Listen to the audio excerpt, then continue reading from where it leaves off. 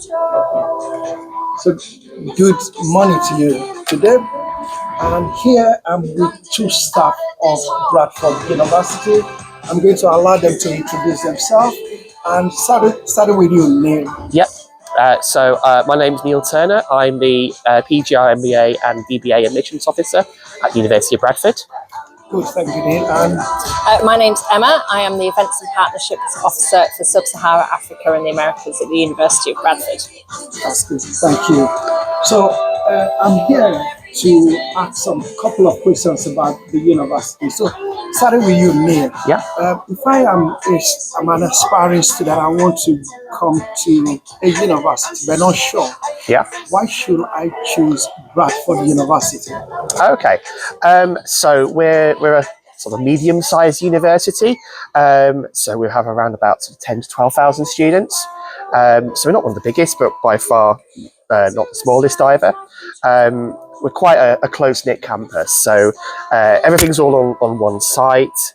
You can have your accommodation on site and also all your lectures here. So it's in a nice, convenient location, but we're also very close to the city centre in Bradford.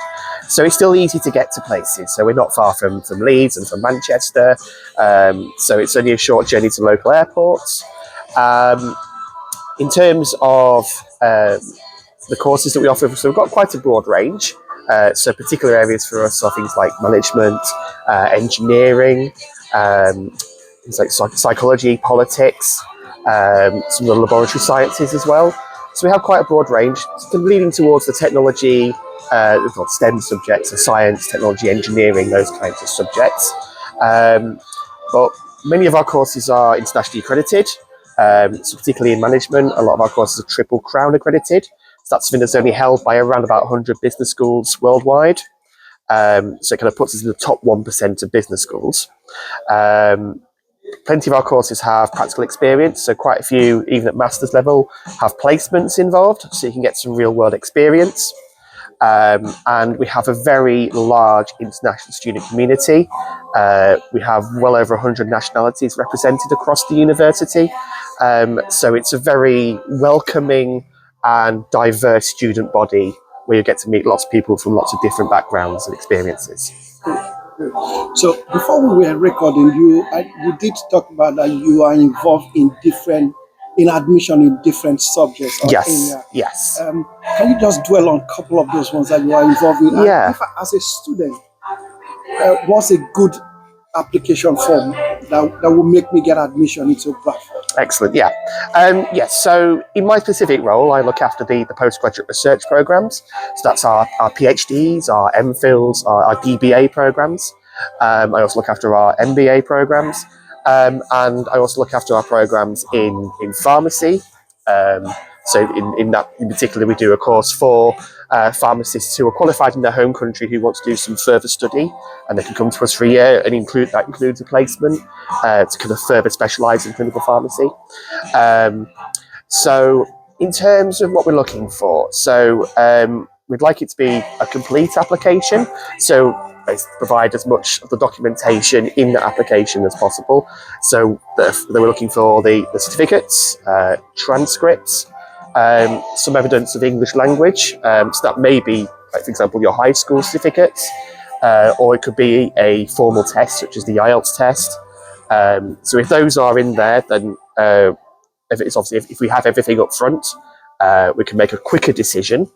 We can potentially make an unconditional offer. You'll need to include a personal statement.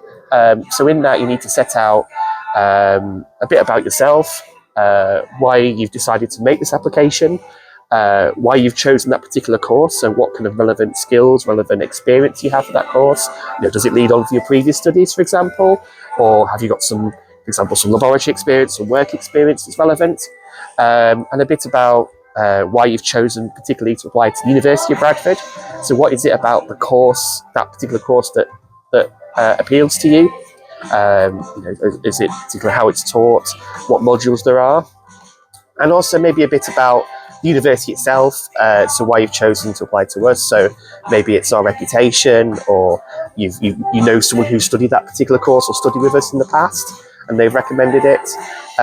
Just about your motivation, and also just maybe even about the city as well of Bradford. So Bradford is a city that was founded. It became a city in the late 19th century. It was the capital of Britain's wool industry for many years. And it's one of the most diverse cities in the United Kingdom. So there are lots of people from lots of different backgrounds all living together in the city. So you can have a very kind of international experience here and experience lots of different cultures all working together. And particularly this year, Bradford is the UK City of Culture, at least the rest of the year. For example, we're hosting the annual Turner Prize this year in Bradford. And there have been lots of events taking place, lots of big national events coming to Bradford this year as part of that City of Culture. So that's all in your personal statement. You'll also need a reference. It can be an academic reference as someone who's taught you, but we can also accept, particularly for people who've been out of education for a while, we can accept a professional reference as well, so just someone that knows you professionally, can comment on your character and that kind of thing. So you can put those in there. Either if you have a reference letter, you can include that, or you can include an email address for a referee and we'll contact them on your behalf. Not necessary, but sometimes it's helpful to have a CV. So some of our courses do have a work experience requirement. So we might be looking through your CV just to see if you've got that work experience requirement. And yeah, I think that's it. So we've got your certificates, transcripts, CV, personal statement, references. Include all that, and then hopefully that'll lead to a successful application. I'll just add on passport. Passport, yes. Identity, yeah. Yes, absolutely, yeah. That's good. So, thank you, Neil. Let me come to Emma. I know, Emma, you deal with a lot of the agents and organizing events for international students. And throughout today, you showed me different places around Bradford University. What would you say makes the university a unique place, an exciting place for an international student to look forward to come here? With regards to student life, it is very accessible. There is plenty for students from all ages, all nationalities to come and get involved. So there are a number of student societies. They could be sports societies. We're seeing more international students from sub-Saharan Africa playing rugby. Rugby's getting a little bit bigger over here. We have a female soccer team at the university. Again, it's getting a lot bigger. We have archery, badminton, squash. So we really have every type of sports that students are looking for. We also have a lot of societies which are based on what they're studying. So we will have engineering societies. We will have female-based engineering societies. I know of one called STEMinism. There's Bugs, there's the Gaming Society. I know there's the Space Satellite Society. So there's an awful lot going on around campus as well. What I always think is really, really important for students is when they're coming, whether it's in the UK or overseas, is to get involved, join societies, join groups, get out your comfort zone. If you don't like it, you don't have to go back, you can try something else. And I think that really is part of the university spirit and definitely part of the university's community spirit as well. Yeah. And during our walk around, you've taken me to the student center, for example, and I think I've sort of seen different things that the university put in place to help students to cope with the changes moving from their country of origin to here. Why is that really important to the university to do all of that for students who want to come here? It's really important for us that when students arrive in Bradford, that they are happy, they are settled, and they get a really good grounded experience. So we have a lot of student support in place to make sure that students are fully supported through their journey. So for example, one of the first issues that students have is paying their tuition fee, paying their deposits, starting the CAS process. We have a visa support team who will talk students through that process. They will check their documents. We have the pay zone team who will provide advice and guidance on making payments, on tuition fee instalments. And then once students are here and settled, we have our careers team. And actually, the careers team start working with students before they arrive to help manage expectations, tell them what they need to do to hit the ground running, looking for jobs, talk about the different terminology with regards to looking for a job. So we have a very strong careers team. Now, the careers team also provides support 5 years after a student completes their studies. So our student support with careers doesn't finish once the student graduates, it continues. We also have our student life team who will help students with budgeting. We have our catering team who actually provide cooking skills. So for students maybe not used to cooking for themselves, or, you know, our chef will give them some knife skills, some basics, and that runs over 3 or 4 weeks. They get a recognised qualification out of it as well. Which I think is a really good thing. So the support's in place, the student unions there. There's academic issues maybe. We have a personal tutor scheme, so the students can actually connect with their academic if they're struggling on a personal level or on an academic level. And again, these are there for the students to use. So it's really, really important that when they come and they get settled in, because those first few weeks can be intense and students get thrown a lot of information at them, but they know it's there and they know how to access it. And I think that's definitely something that we as a university pride ourselves on, being able to support those students through all aspects of their student journey. Again, you mentioned something about accommodation. Yeah. And some of the information you provide. And one of the things that makes the university unique as compared to other ones is that a person could start in one particular accommodation and finish in there. Yeah. And then we also talk about the guarantee. Can you explain to me, because in some of the accommodation they do need a guarantee, but what has been put in place if I can get a guarantee, for example? Yeah, so we've seen this increase in the last few years, and it happens for home students and international. So we're not picking on one particular area. But accommodation providers will sometimes ask for a guarantor, and what that means is if you get into trouble paying your rent maybe, or you get a little bit behind, you have a mechanism to support you should that happen, and that's a guarantor. Now, the guarantor scheme has to be somebody in the UK, which again doesn't always support international students, but we do have external companies which our accommodation providers use, who can help students get that guarantor support that they need to do. Yeah. Thank you, Emma. Let's go back to Neil. So, Neil, you were telling me that you graduated from here. I did, yes. And then you moved on to work. Tell me, what made you do that? So part of it was I had the opportunity to work part-time whilst I was studying, and that's still very much the case. There are plenty of jobs available both on campus and also in the local area that students can do while studying. And even if you're on a visa, generally a visa, depending on the terms and conditions, may allow you to work part-time. There is plenty of advice available about that from our visa team if students want to do that.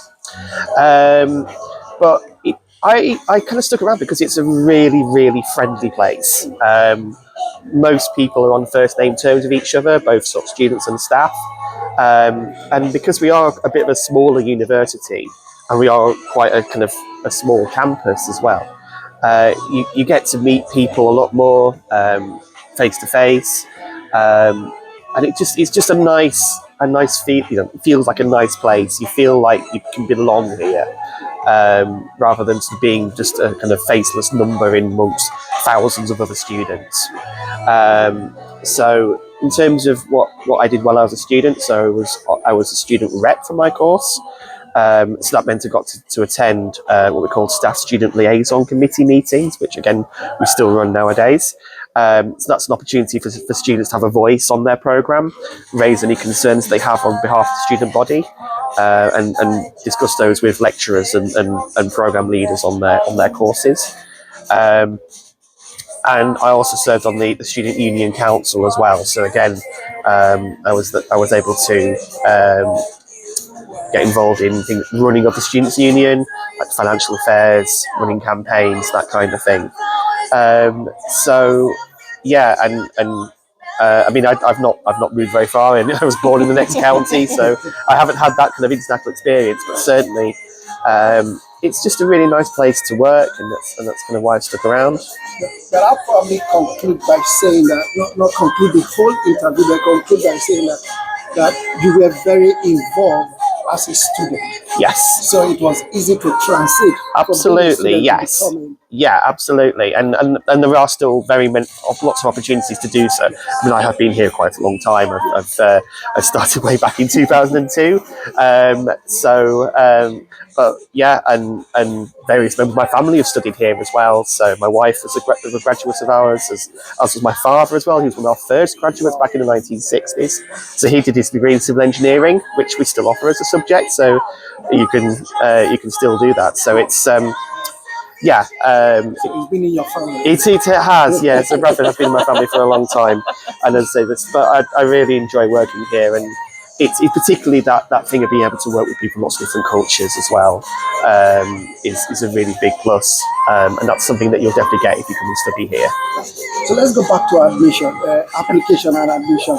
Yeah. Of course, my organization, Community Trust Network, we mainly recruit students from Nigeria and Ghana. Yeah. What will you say, looking at the number of students that you get from Africa, Nigeria, Ghana? Yeah. What would you say is one of the probably challenge that they face that I can pass on to them to say, this is what the university is looking for, maybe this is what you are not giving them? Yeah. Why it could be a struggle to get through with them? Yeah. I think key things are to be genuine on the application. So make sure that when you're like writing your personal statement, for example, it's you that's writing it. You know, don't just go to ChatGPT, write me a personal statement for Bradford.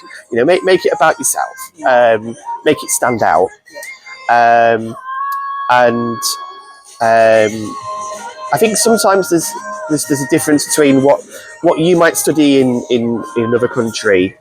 Culture might be different to how we do it in Britain. So just because you've studied a certain subject area, we might not offer something exactly the same as that here, but there will be some overlap. And it's just like understanding that sometimes the terminology is slightly different in terms of looking for courses and things. So, but I mean, in terms of the countries that come to Bradford, Nigeria and Ghana are both very well represented in terms of our student body. So there will be lots and lots of other people from those countries, but plenty from others as well. So there'll be a good mix. So you'll be able to find peers that haven't had similar experiences as you, but also people who've had a completely different experience. And that's one of our really big things that I like about Bradford. Just talking about it, coming back to Emma, I know you did talk about the culture shock and the difference in terms of a student coming from Africa to here. Yeah. What are some of the things that is almost like a surprise or a shock to them when they come, despite the information provided to them? Yeah, I mean, we're speaking from a very chilly November. Yeah. And no matter how many times we tell the students they will be cold, Yeah. when they get here, they're like, it is really cold, you know? So yeah, prepare yourself for the cold and the dark. Yes. You know, if you're arriving in January as compared to September, you find your days are a lot shorter because it gets dark about 4:30, 5 o'clock, you know. The other thing I would say is be prepared to walk, be prepared to hike. The campus is about 10 minutes walk from Bradford city centre. You know, there are buses, but it's only 10 minutes, so you get used to walking. Yeah. You know, get used to hiking. Yeah. It's definitely something that we do, and you won't have access to a car. So, yeah, it's just something that we do as standard. Yeah. Definitely. And I think, you know, ways to combat that is just to keep yourself busy, get out and about, join those clubs and societies. Definitely. Yeah. Yeah. Yeah. Sorry. So, and I was going to say food. You know, this is one question we get a lot of. It's like, will I be able to get my own food? You know, Bradford's a really, really affordable city. Okay. And because of its diverse nature, like Neil said, we have a lot of diverse shops. So you are able to get powdered milk. You are able to get the spices from your home country in Bradford at an affordable price. So you don't need to worry about bringing lots of food with you. It's here ready for you and it's affordable and accessible. Yeah. Yeah. And there's lots of opportunities to try other cultures as well. Yeah. So Bradford is often voted the curry capital of the UK. Yeah. So yeah, lots of South Asian cuisine. The other thing as well is whilst you're studying in Bradford, we run lots and lots of trips to other cities and places in the UK. So if you want to go and see the Lake District National Park or any other cities, it's a really good opportunity to do that.